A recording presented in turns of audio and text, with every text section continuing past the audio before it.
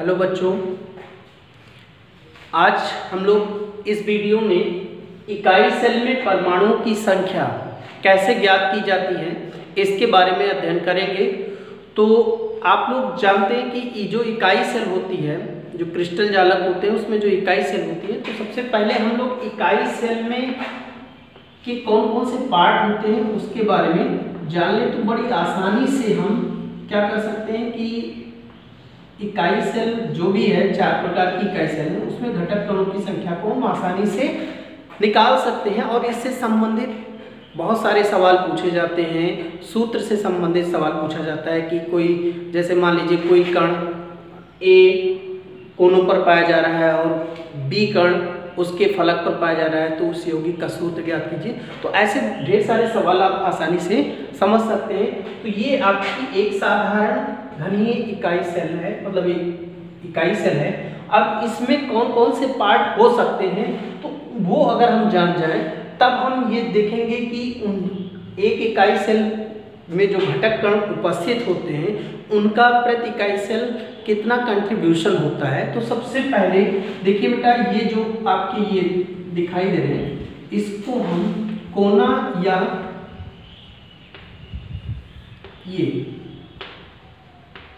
ये आपका है कॉर्नर, ये इसको हम कोना कहते हैं। और इनकी संख्या कितनी है इकाई सेल में, देखिए 1 2 3 4 5 6 7 और 8, मतलब इनकी संख्या भी हम देखेंगे 8 है।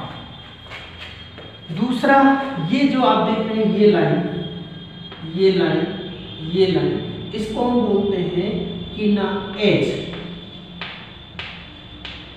इसको हम बोलते हैं किनारा। और इनकी संख्या जो है वो कितनी है, देखते हैं 1 2 3 4 5 6 7 8 9 10 11 और 12। अब ये वाला जो पोर्शन आप देख रहे हैं, ये बेटा, इसको या ये आप देख रहे हैं, ये आपका एक फेस हुआ, या इसको हम बोलते हैं फलक। और इनकी संख्या कितनी है, देखिए एक तो ये हो गया आपका, दूसरा ये आपका हो गया, तीसरा ये आपका हो गया, चौथा, और एक ये हो गया आपका 5वां आगे की तरफ और एक पीछे 6ठा। तो फलक होते हैं आपके 6। अब इस पॉइंट को हम बोलते हैं फेस सेंटर,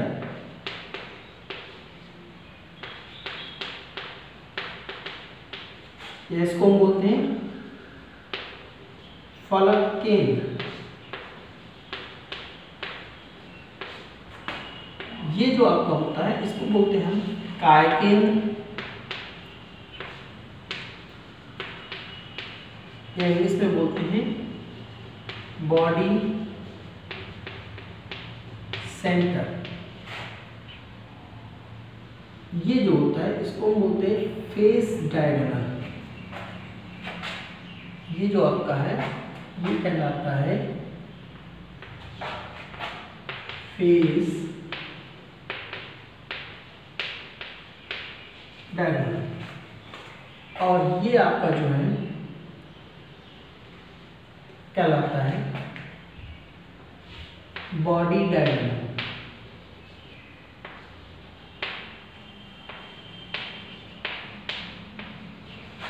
तो इस तरीके से आप एक इकाई सेल में कौन कौन से पार्ट हो सकते हैं ये आप इस चित्र के माध्यम से देख रहे होंगे और समझ भी गए होंगे। ये कोना है, ये आपका, ये इसे हम कॉर्नर कहते हैं, ये एज है, ये आपका फेस है, और ये आपका फेस सेंटर है, ये आपका काय केंद्र है या बॉडी सेंटर है, इसको हम बोलते हैं फेस डायगोनल, और ये है आपका बॉडी डायगोनल। और यहाँ पर जो ये बीच का पॉइंट होता है इसको हम एज सेंटर भी बोलते हैं, एज सेंटर। तो आपने पढ़ा कि 4 प्रकार की इकाई सेल होती है तो अब हम आगे देखेंगे कि इन चारों प्रकार की इकाई सेल में घटक कणों की संख्या क्या होती है। तो इसको आप समझ गए होंगे। तो अब हम देखते हैं कि प्रत्येक इकाई सेल जो होती है उसके लिए आपको 4 पॉइंट याद रखना है बेटा। देखिए, जो इन कणों की संख्या ज्ञात करने के लिए आपको 4 अत्यंत महत्वपूर्ण बिंदुओं को ध्यान में रखना होगा। सबसे पहला पॉइंट ये है कि जो कोनों पर घटक कण पाए जाते हैं वो 8 इकाई सेलों से जुड़े होते हैं। तो प्रति इकाई सेल इनकी जो सहभाजिता होती है वो 1/8 होती है। उसके बाद में जो फलक होते हैं, फलक के केंद्र पर पाए जाने वाला जो घटक कण होता है वो 2 इकाई सेल से जुड़ा होता है। तो इनकी जो प्रति इकाई सेल सहभाजिता होती है फलक केंद्रों पर पाए जाने वाले घटक कणों की संख्या, उनका होता है कितना, 1/2। और जो एज सेंटर होता है, जो आपका क्या होता है, किनारा केंद्र होता है, उस पर पाए जाने वाले घटक कण जो होते हैं वो 4 इकाई सेलों से जुड़े होते हैं। तो प्रति इकाई सेल इनका जो कंट्रीब्यूशन होता है, सहभाजिता होती है, वो 1/4 होती है। और जो काय केंद्र या बॉडी सेंटर पर पाए जाने वाला घटक कण होते हैं वो प्रति इकाई सेल उसके लिए 1 होता है। तो आइए हम शुरुआत करते हैं कि जो 4 प्रकार की इकाई सेल होती है। सबसे पहला हमारा होता है साधारण घनीय इकाई सेल। साधारण घनीय इकाई सेल। दूसरा होता है हमारा काय केंद्रित इकाई सेल। इसको हम BCC भी कहते हैं, body centred cubic unit cell. और तीसरा आपका होता है फलक केंद्रित इकाई सेल, इसको हम FCC भी कहते हैं। और चौथा है हमारा किनारा केंद्रित इकाई सेल।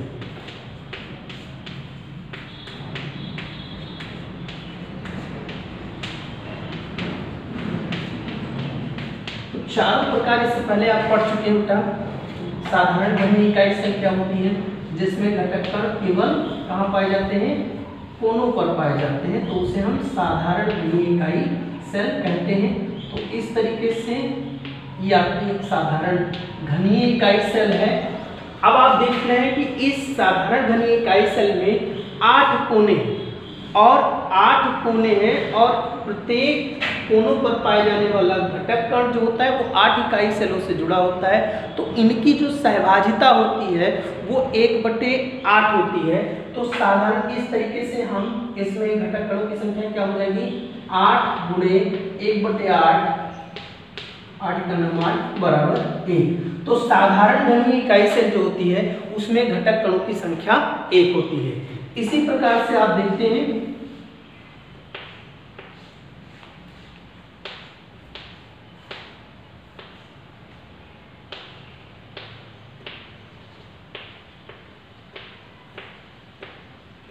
ये आपका है काय केंद्रित इकाई सेल। वह इकाई सेल जिसमें घटक कण कोनों के साथ साथ उसके एक जो आपका काय केंद्र है वहां पर पाया जाए तो उसे हम क्या कहते हैं, या घन के केंद्र में पाया जाए तो उसे हम काय केंद्रित इकाई सेल या BCC कहते हैं।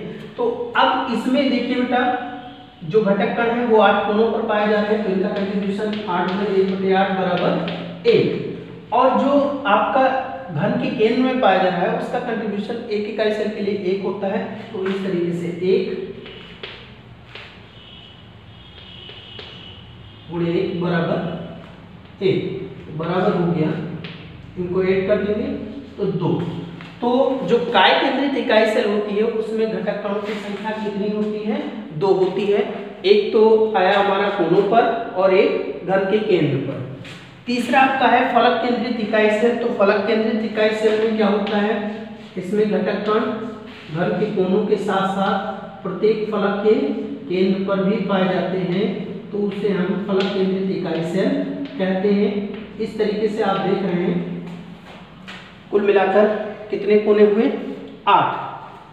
तो और उसके साथ में प्रत्येक फलक के केंद्र पर पाया जा रहा है। तो इस तरीके से कुल घटक कणों की संख्या जैसे आप देख रहे हैं कोनों पर कितने हैं 8, इनका कंट्रीब्यूशन 1/8 बराबर 1। और कुल कितने फलक हुए 1 2 3 4 5 और 6। तो ये आपका हो गया 6 और इनकी जो सहभागिता होती है वो 1/2 होती है। तो 2 3 6 बराबर 3, तो टोटल कितना हो गया 4। अर्थात जो FCC होता है या फलक केंद्रित इकाई सेल होता है उसमें घटक कणों की संख्या कितनी आई 4। अब आपका है किनारा केंद्रित इकाई सेल, वह इकाई सेल जिसमें घटक कण जो होते हैं वो कोनों के अतिरिक्त किसी एक फलक के सेट पर या विपरीत फलक के केंद्रों पर पाए जाते हैं, तो उसको हम क्या कहते हैं किनारा केंद्रित इकाई सेल। तो इसमें 8 कोने हुए तो 8 गुणे 1/8 बराबर 1। अब देखिए बेटा इसके किसी एक फलक के केंद्र पर ऐसे, तो फलक के केंद्र पर कितने कण हैं 2 गुणे इनका जो सहभागिता होती है वो 1/2 बराबर 1, टोटल संख्या 2।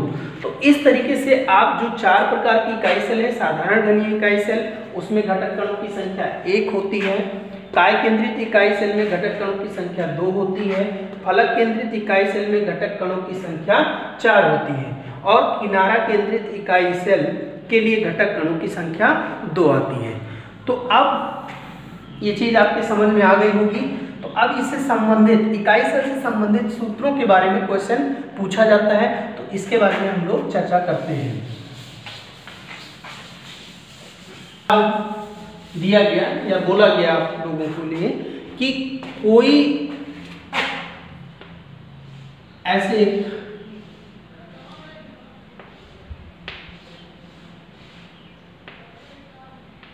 यौगिक है, उस यौगिक के इकाई सेल पर घटक कण A है।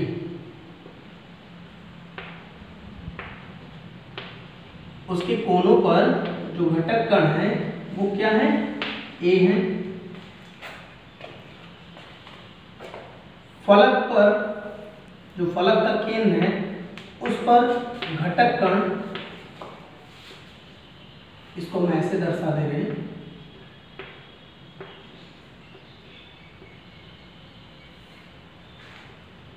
ये आपके B है।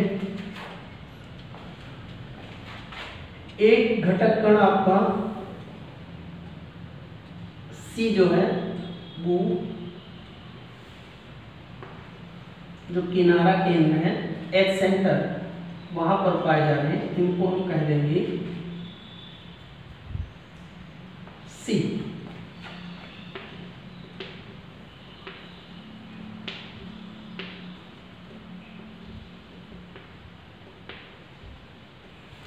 ये सब आपके C कण है।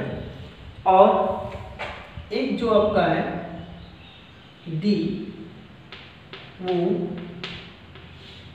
घन के केंद्र में पाया जा रहा है। तो उस यौगिक का सूत्र ज्ञात कीजिए। देखिए बेटा इस तरीके का क्वेश्चन आएगा कि कोई भी यौगिक A B C D से मिलकर बना है।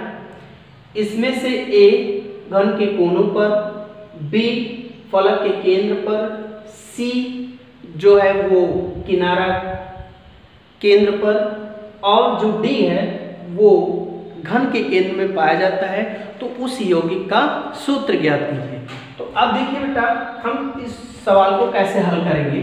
तो सबसे पहले A के कणों की संख्या हम ज्ञात कर लेंगे। A परमाणुओं की संख्या,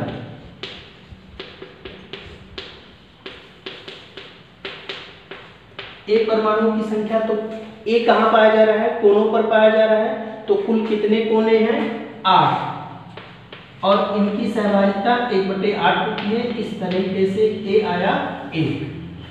अब हम निकालेंगे B परमाणुओं की संख्या।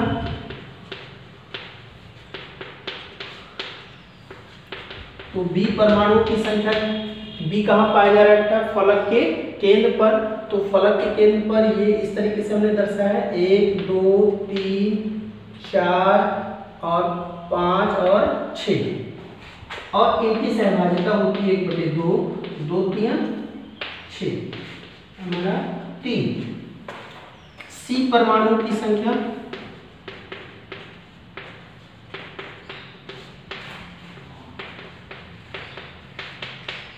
अब C कहाँ पाया जा रहा है? किनारा केंद्र पर, और इनकी सहभाजिता जो होती है वो 1/4 होती है। और कितने कण हैं C के? 1 2, मतलब किनारा केंद्र कितने होते हैं? 12।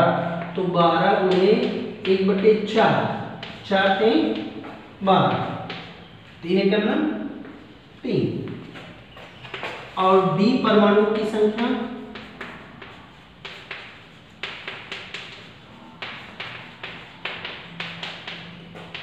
घन के केंद्र में पाया जा रहा है, इसलिए इनका कंट्रीब्यूशन क्या होगा? 1 गुणे 1 बराबर 1। अतः यौगिक का सूत्र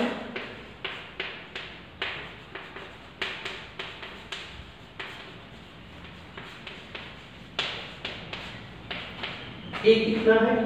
1, B 3, C 3, D। अतः यौगिक का सूत्र क्या है? AB3C3D। तो ये था आपका ये सवाल। इसी तरीके से एक दूसरा सवाल पूछ लिया जाता है। ऐसे कहा गया कि कोई भी यौगिक X और Y परमाणुओं से मिलकर बना है। X परमाणु घन के कोनों पर और Y परमाणु जो हैं वो फलक के केंद्र पर पाए जा रहे हैं। तो उस यौगिक का सूत्र ज्ञात कीजिए। फिर से एक बार देख लेते हैं। कोई सवाल में इस तरीके से पूछा जाएगा कि कोई भी यौगिक है जो A और B से मिलकर बना है, A परमाणु और B परमाणु से मिलकर बना है। A परमाणु घन के कोनों पर पाए जा रहे हैं और B परमाणु फलक के केंद्र पर पाए जा रहे हैं। तो उस यौगिक का सूत्र क्या होगा? तो देखिए बेटा, आप ये देख रहे हैं, एक घन हो गया। अब जो A परमाणु है कहाँ पाए जा रहे हैं? इसके कोनों पर पाए जा रहे हैं, ये आपके A हो गए। और B परमाणु जो है वो फलक के केंद्र पर पाए जा रहे हैं। इस तरीके से आप देख रहे हैं कितने। तो हम पहले A परमाणु की संख्या निकालते हैं। A परमाणु की संख्या बराबर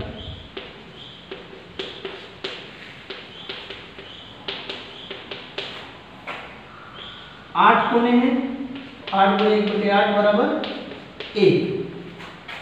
B परमाणुओं की संख्या बराबर, तो B परमाणु कितने हैं? 6 हैं और इनकी सहभागिता कितनी है? 1/2 बराबर 3। तो इस तरीके से अतः यौगिक का सूत्र A 1 है और B 3 है, AB 3 होगा। तो इस तरीके से कोई भी सवाल आए आपके एग्जाम में या कहीं भी, कोई भी आपसे पूछे तो उसमें आपको दिक्कत नहीं होगी। तो सबसे इसमें ज़रूरी बात यह है कि आप ये जानें कि इकाई सेल में कौन कौन से पार्ट होते हैं और उनकी संख्या क्या है और उनकी सहभाजिता क्या है। आप सभी लोग जान गए होंगे कि जैसे कोई अगर कोनों पर पाया जा रहा है घटक कण तो उनकी सहभाजिता जो होगी वो 1/8 होगी। अगर फलक के केंद्र पर पाया जा रहा है तो उनकी सहभाजिता 1/2 होगी। और अगर जो किनारा केंद्र है वहाँ पाया जा रहा है तो उन घटक कणों की जो सहभाजिता होगी वो 1/4 होगी। और जो घन के केंद्र में पाए जाते हैं उनकी सहभाजिता प्रति इकाई सेल 1 होगी। तो इस तरीके से हम किसी भी प्रकार के जो न्यूमेरिकल आते हैं इससे संबंधित उनको आसानी से सॉल्व कर सकते हैं। धन्यवाद।